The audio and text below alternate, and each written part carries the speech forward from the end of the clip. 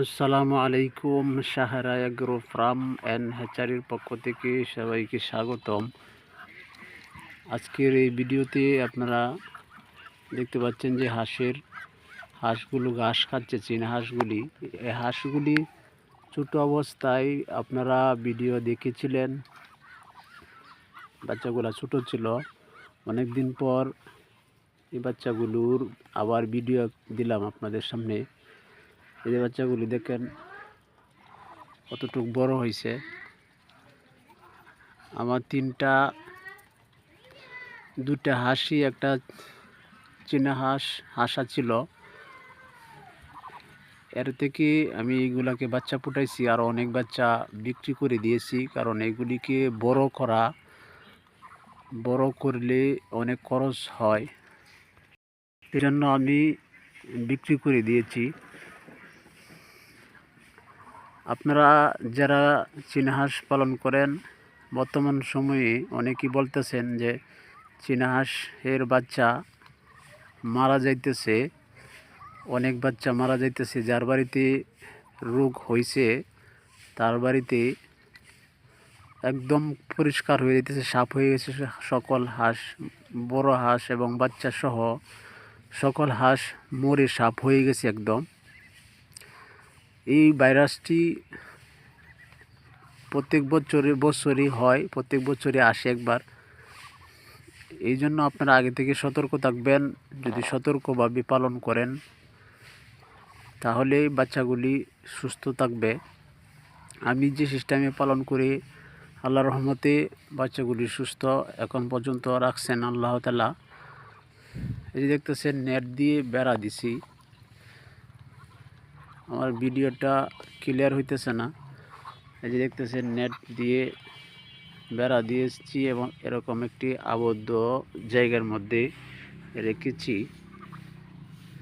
এই দেখেন এই পাশটা রৌদ্র, এই জায়গায় একটি গুরুস যে ঘাস খায় এরকম একটি সারি বলি আমাদের এদিকেই, সারি দিয়েছি।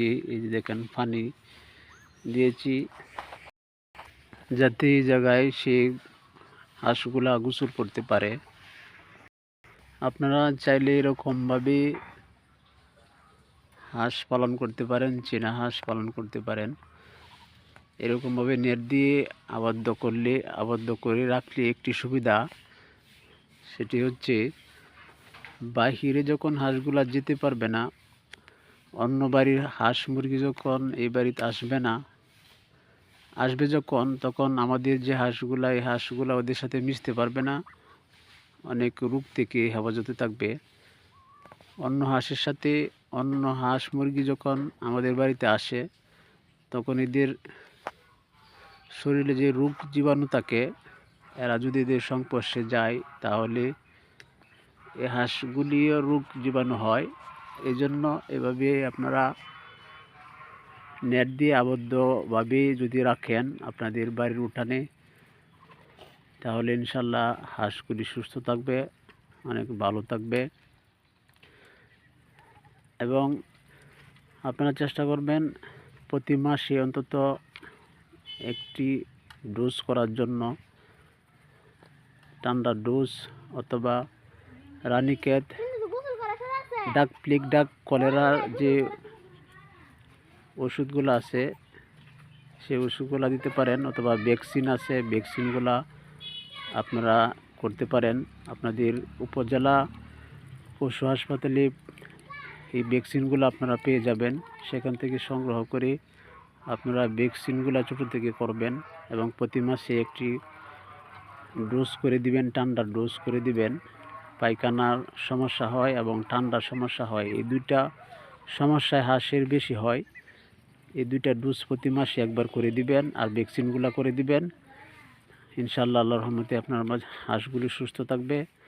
এবং বাহিরে ছেড়ে দিলে আপনারা খুব সতর্ক থাকবেন, যাতে আশেপাশে হাঁস মুরগি আপনাদের হাঁসগুলোর সাথে মিশতে না পারে। কারণ হচ্ছে আশেপাশে হাঁস মুরগি যখন রোগ হয়, তখন এই হাঁসগুলা যদি ওদের সাথে মিশে তাহলে কিন্তু আপনার হাঁসগুলাও রোগে আক্রান্ত করবে। আজকের এই ভিডিওটি পর্যন্তই। আল্লাহ হাফেজ।